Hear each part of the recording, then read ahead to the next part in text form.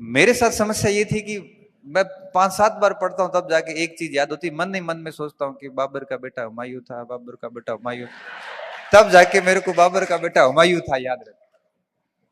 नहीं रहता, सच में नहीं रहता था। बहुत बहुत बिल्लो द एवरेज स्टूडेंट रहा हूं मैं। और ऐसा नहीं था कि कोई रोल आवारा, ऐसी आदतें भी गलत नहीं थी। उसके बावजूद भी खूब मेहनत करने के बाद में परसेंटेज नहीं बने, क्योंकि औसत बुद्धि का स्टूडेंट था। लेकिन जब मैं गांव से जब बाड़मेर आया, तो बाड़मेर आने के बाद में क्या होता है, मैं कितना सौभाग्यशाली व्यक्ति हूं, क्योंकि भगवान क्या है कि सबको कुछ न कुछ खूबी के साथ कमी भी देता है, और कमी के साथ खूबी भी देता है, सब देता है। बहुत ब्रिलियंट है, वो अधिक समय बैठ नहीं सकता, उसके अंदर से ऐसी हालत खराब होती है उठ के चला जाएगा। बहुत कमजोर है, वो बैठता बहुत है, उसको याद थोड़ा कम होता है। ये दोनों में बराबर चीजें दी हुई है। अब मैं जब शहर आया, तो शहर आने के बाद में देखो मुझे संयोग से कितने अच्छे लोग मिलते हैं, यूं ही अनायास ही मिल जाते हैं स्टेडियम में, पार्क में। और धीरे धीरे धीरे मेरा एक अलग ग्रुप बनता है। और सारा ग्रुप कौन, जो यूपीएससी दे रहा है, कोई असिस्टेंट कमांडेंट दे रहा है, कोई कमांड डिफेंस सर्विस दे रहा है, कोई सिविल सर्विस दे रहा है। मेरे लिए सारा नया, फराटेदार इंग्लिश बोल रहे हैं, हिंदी में वैश्विक मुद्दों पर डिस्कस चल रहा है। सब अपने अपने रजिस्टर, बिल्कुल फॉर्मल ड्रेस में, क्योंकि कई तो लगे हुए थे ऑलरेडी इंटरव्यू की ड्रेस पहने हुए, शानदार। मैंने कहा क्या व्यक्तित्व है ये। पहले दिन देखा रघुनाथ बिश्नोई को, देखा, मैंने कहा क्या लड़का है ये, इतनी तो शानदार बात रखता है, इंग्लिश में भी हिंदी में भी, उतनी बढ़िया ड्रेसिंग सेंस, बिल्कुल लूज टॉक नहीं, टू द पॉइंट बोलना, कोई फालतू की बात नहीं। हर दिन सोचता था यार इसका कुछ परसेंटेज भी बन जाऊं ना तो अपना जीवन सेट है। और जब उन लोगों को देखा ना, तो पहले जो साथ में थे ना, तब लगा कि ओ, उनसे दूर होना फायदेमंद है। और धीरे धीरे उन लोगों से दूर होते गए और इन लोगों के करीब जाते गए, स्वार्थ से। स्वार्थ ये था कि कुछ अच्छा कर लेंगे। उनके साथ रह रह के सपने भी बड़े देखने शुरू कर दिए, पढ़ना कैसे है ये भी पता चल गया। कल ही मैं रघुनाथ से बात कर रहा था, मैंने कहा यार एक बात बता, कि मैं अभी 14 अप्रैल को जोधपुर गया था, डॉक्टर भीमराव अंबेडकर जयंती के अवसर पर। मैं यूनिवर्सिटी के अंदर रिसोर्स पर्सन था, सुरेंद्र जी वहीं थे, बड़े बड़े प्रोफेसर आए हुए थे, मैं सबसे जूनियर व्यक्ति था वहां पे। और सुरेंद्र जी उस समय मेरी चेहरे की सिकन को पहचान रहे थे कि आज पहली बार बंदा एकदम मायूस बैठा है। बाकी मैं ऐसे मंचों पे मायूस होता नहीं हूं। मायूस क्यों? क्योंकि जो विद्वान बोल रहे हैं, इतना तगड़ा बोल रहे हैं कि ये 14 अप्रैल की बात है, 5 दिन पहले की। मैं अंदर ही अंदर अंडर कॉन्फिडेंस हो गया, यार क्या ज्ञान है इनका। और मैं यूं ही फालतू हवा में ही बैठा हूं, मतलब बात यही है कि मैं हवा में हूं। मैंने सबको सुना, मैंने मेरी तरफ से भी जो बात रखनी थी मैंने रख ली। और मुझे पता है कि मैं उनकी कुछ परसेंटेज भी बात नहीं रख पाया हूं। घर आया, मैं सोचने के लिए मजबूर हुआ। मैंने रघुनाथ को सुबह फोन किया 15 तारीख को, अभी मैं आपको नई बात बताता हूं। मैंने कहा रघुनाथ एक बात बता, अब रघुनाथ और हम कहते 17-18 साल से साथ हैं। मैंने कहा मैंने भी खूब पढ़ा है डॉक्टर अम्बेडकर को, और उन्होंने भी खूब ही पढ़ा होगा। क्या ऐसा कारण है कि उन्होंने इतनी बढ़िया बात रखी तो मैं रख नहीं पाया? क्योंकि देखा 3 चीजें होती हैं, तुम ऐसी टेंशन मत ले, 3 बातें होती है।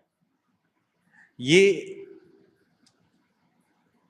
के ई फॉर्मूला काम करता है। देखो वो एज इट इज ऐसे ही बोल रहा है। मैंने कहा क्या? तो मैं समझाता हूं तुझे। सबसे पहले नॉलेज गेन करना पड़ता है। के अब बेटा तेरा नॉलेज है 12 साल का, उनका नॉलेज है 40 साल का, ज्यादा किसके पास है? उनके पास। दूसरी बात, ए एनालिसिस। तूने एनालिसिस कितना किया है? 5 साल। वो एनालिसिस कर रहे हैं 30 साल से। और तीसरा, एक्सपीरियंस। तेरे पास कितना है? मैं पहला ही है। उनके पास 50 सेमिनार का होगा। नॉलेज, एनालिसिस एंड एक्सपीरियंस, तीनों में ही वो बेहतर है। और ये तीनों चीजें तेरे में आई तो भी शानदार बात रखेगा। और ऐसे मंचों पे मैं उनसे अधिक अच्छी बात रख सकता हूं। क्यों? क्योंकि इस फील्ड का नॉलेज भी मुझे अधिक है, इस फील्ड का एनालिसिस भी मेरा तगड़ा है और एक्सपीरियंस भी उनसे अधिक है। उस समय जाके मेरे को थोड़ा ठीक लगा कि भाई मैं गलत नहीं हूं, अनुभव की कमी है, और समय के साथ मैं पढ़ता रहूंगा तो मैं भी उन विद्वानों की तरह अपनी बात रख सकता हूं। एक अच्छे दोस्त का होने का इतना फायदा मिलता है कि आप जिंदगी में किसी भी मोड़ पे उससे बात करके अपनी उलझनों को दूर कर सकते हो। अब आप सोच सकते हो कि आप मेरे बारे में ये सोचते होंगे कि बड़ी छवि बना रखी होगी सर ये वो, जबकि मैं खुद फंसता हूं तब मैं किसी से पूछता हूं कि यार ऐसी स्थिति इसका क्या करना, कैसे, क्या मैं कमजोर हूं या मुझे और क्या करना चाहिए। तो कोई भी व्यक्ति पूर्ण नहीं होता। तो मैं कह रहा था आपको कि अपना अच्छा ग्रुप रखिए पास में। और अच्छा ग्रुप कब बनता है, जब आप अच्छे व्यक्ति के साथ में कोई मिलता है तो उससे जुड़ जाए और बुरे व्यक्ति को धीरे धीरे दूर कर दें। देखते ही देखते आप बहुत अच्छा ग्रुप अपने आसपास पाओगे। तो पहली बात मैंने आपको ये बताई कि आप दिमाग में बिठा दीजिए कि आपके पास में बहुत कम समय है, 3-4 साल का ही। और दूसरी बात, अपने आसपास कौन सा घेरा है आज ही इस पे मंथन करना शुरू कर देना। कोई कितना ही अच्छा दोस्त है लेकिन नेगेटिव टाइप का है, आपको वो उठा नहीं सकता, तो दूरी बनाना ही फायदेमंद है, क्योंकि एक समय बाद वो आपको नुकसान नहीं करेगा, फायदा तो नहीं पहुंचाएगा। क्योंकि जो पीछे है वो पीछे लाने की कोशिश करेगा और आगे है वो आगे ले जाने की कोशिश करेगा। तो ऐसा प्रयास कीजिए कि आपके आसपास लोग अच्छे हो। तीसरी बात, आप जिस भी परीक्षा की तैयारी करते हैं आप एटलीस्ट उसकी लिमिटेड सामग्री अपने पास में रखें, बहुत अधिक सामग्री इकट्ठा ना करें। क्योंकि हम क्या करते हैं कि मार्केट के उन उलझनों में फंस जाते हैं और ढेर सारी घर पे बड़ी लाइब्रेरी बना देते हैं। कोविड में मैंने एक वीडियो बनाया था, मेरी लाइब्रेरी मैंने बताई थी बच्चों को, आप किसी ने देखी होगी तो नीचे बच्चों के बहुत सारे कमेंट थे, सर इतनी किताबें पढ़नी है ये वो। मैंने कहा वीडियो में मैंने एक लाइन बोली है कि ये सारी किताबें नौकरी लगने के बाद ली गई है, नौकरी तो इन 4 किताबों से लगी है सारी, बाकी किताबें सब बाद की, वो मेरा शौक है, आज भी मंगवाता हूं। अभी अभी अमेजन वाले का फोन आया था, सर डिलीवरी आई हुई है, कोड वर्ड दो, किताबें पहुंचा देता हूं घर। हर दिन ही मंगवाता हूं। गाड़ी में बैठा बैठा ही कोई किताब पसंद आ जाती है तो वहां पे उसको कार्ट किया और उसको खरीद लो। शॉपिंग, मेरी शॉपिंग यही होती है। और 4-5 किताबें करके पैसे की तो भगवान की मेहरबानी कोई दिक्कत है नहीं, सरकार हर महीने अकाउंट में भेज देती है, मैसेज आ जाता है कि your account has been credited with इतने इतने इतने and your available balance is, बस एक तारीख को ये मैसेज आता है ना, उस समय लग जाता है कि भले ही खूब मेहनत की, काम आ गई है। बस वो एक मैसेज सुकून इतना देता है ना, पीछे कई सालों की मेहनत पर एक प्रकार से मेहनत के अंदर जो दर्द मिलते हैं वो एक मैसेज से वापस संतुष्टि मिल जाती है। ये मैसेज जब तक जिंदा रहेंगे तब तक आता रहेगा, और मर भी गए तो पीछे जो रहेगा उसकी मोबाइल पे आता रहेगा। कोई टेंशन नहीं, बिल्कुल सेफ है। इसलिए बाड़मेर से कोटा आके बोल रहे हैं, टेंशन कहीं है कौन, महीने महीने मैसेज आ जावे, कोई समस्या है वो। और मैसेज भी अच्छा आता है, हमारा मैसेज भी अच्छा आता है, मतलब ये बात नहीं है 5-6 डिजिट का मैसेज आता है, ये नहीं कि 17,500 रुपए आए, ऐसा नहीं आता है मैसेज।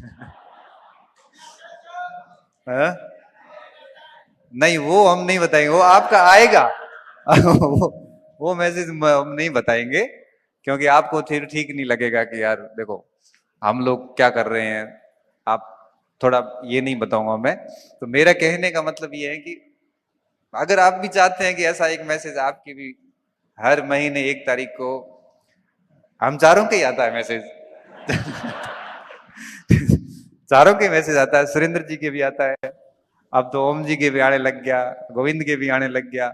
हमारे तो कई साल मारे हुए, हमारे तो 2009-10 में मैसेज आ रहे हो और अभी तक 16-17 साल हो गया, मैसेज रुकी हुई कौन। रुकेगा क्यों, मेहनत की है ना।